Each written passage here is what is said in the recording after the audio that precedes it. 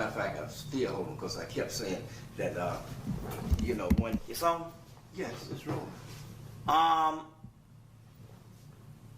What we need to do is also too is we have been programmed to think a certain way.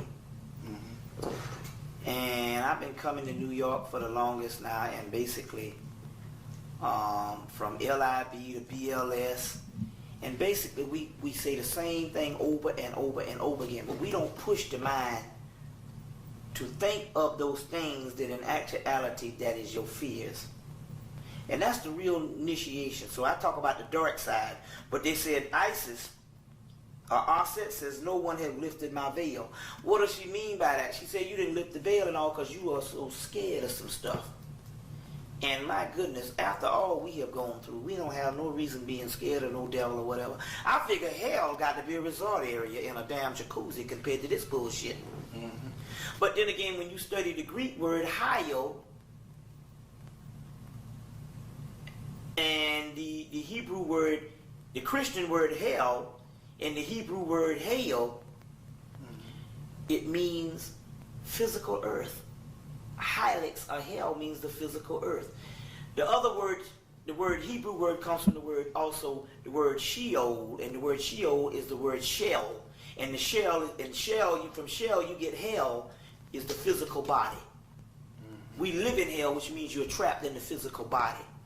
So all of this particular mythology that we're talking about, where we are scared of a damn devil as the scapegoat to blame everything on. You see what I'm saying? Keeps us trapped. Our own fears. But if this white boy don't have a soul, what would happen to him? Good question you asked. So you done got me into another realm, and it's a good question you asked. I'm glad you said this. It'd be good to end with. What we live in is called a matrix. It's a series of emanations and electromagnetic pulses that does not exist. It's an illusion. We used to be the gods of the universe before our children took over. Our children, when they took over and they trapped us into the physical realm finally, they put the brain on us. And the brain gives you the illusion that this is all real. It's only the wiring of the brain that's telling you this. It does not exist. In the context of that, although the script is that we created the white boy, in the context of whatever we did down here, the white boy, by him not having a soul, which means he is not real, he's only a part of this particular realm, of this particular matrix. And the white boy, in actuality, this is the key, he does not exist. He sure is kicking a lot of ass. He's sure like kicking a lot of ass. When we went to, when my girl, tell nobody that he enslaved that he didn't exist. Let me show you something about slavery. See, even when you go even deeper into it, and this is one thing you must understand, when you go deeper into it, slavery was a part of the process. It said, out of Egypt I will call my son. In alchemy, which is the highest form of the Egyptian mystery, is called the royal art. And the royal art was alchemy, the learning of the soul and melody. Intersection of alchemy, the ultimate goal of alchemy is to take something original and make something new out of it. It's called illumination through putrefaction, where you take something from one stage, take it to its lowest common denominator, which is a form of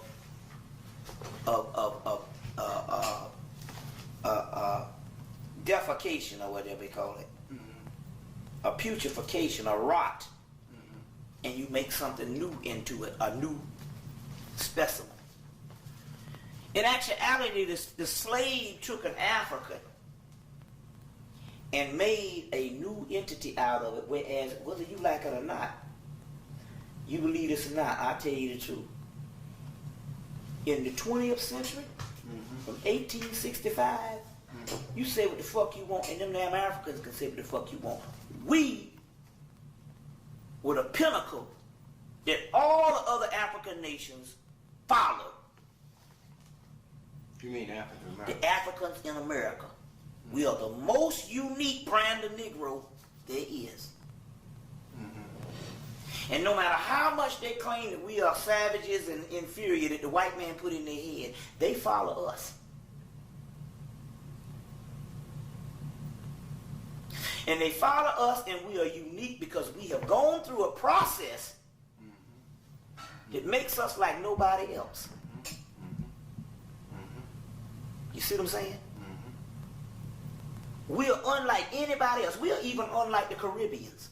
They still have a connection to Africa. You see it even in the talk and even in everything about them. Still have African overtones to it. Because they was in a tropical land. We are the only people that have been made new. And whether you like it or not, we have produced the most innovative inventions, genius, and intellectual ability that's unmatched. You figure they talk about a Diop, well hell, got a damn Diop on every fucking corner. Now I'm not taking up from the African, and I'm not taking up from the people of the diaspora.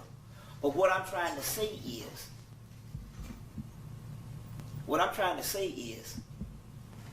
we have been at the forefront of running this stuff. That's just history. Because there's something in us in a transformation that we have gone through. No matter how damn degenerated we might look today walking around the ghettos or whatever. There's something in us that's unique. That puts us closer to the ancient Egyptians than the damn Africans. That's why we connected back with it. And this was prophesized. Hook that up with that Mellon study where they find a new. Exactly. Good you said that. Good question. This point that I'm talking about here is illumination through putrefaction. Anybody knows if you go blind, your ears, your hearing becomes better. You go deaf, your sight becomes better. We were therefore brain dead in the United States, which means that we were not functioning on our maximum brain level. But when that happens, the genius kicks in. You see, you're going to find out that we have two heads. One is the brain, which is a holographic brain. This only represents the five senses of appearances and awareness. But there is appearances. The other brain is the pineal brain. And the third eye.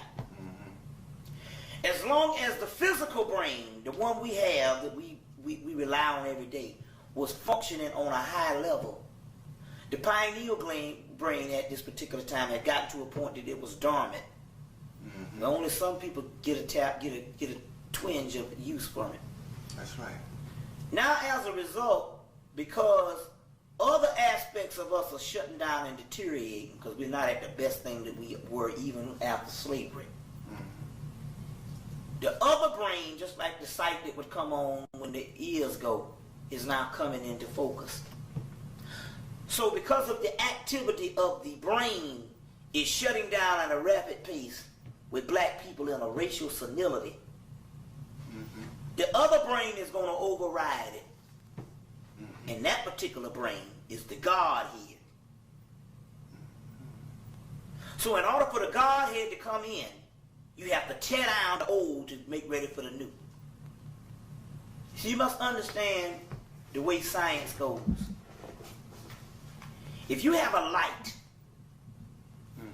the light of creation, that light is going to the maximum of what it can be.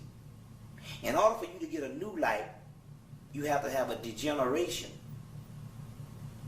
of that creation, once that creation act is created, in order for you to get a new paradigm or a new aspect of that, you have to degenerate or deteriorate to come back even greater than the light that you had before. You see what I'm saying? To come back to even greater than the light you come before. So, the light that we have now, what they call the New Jerusalem, never to fall again, or the new what you call it. To get to that new plateau, you had to go to the deepest, darkest decay. And from that decay, the new light comes on. So the other brain is up under here, which has been helping us out through the years, but it's now ready to come online fully.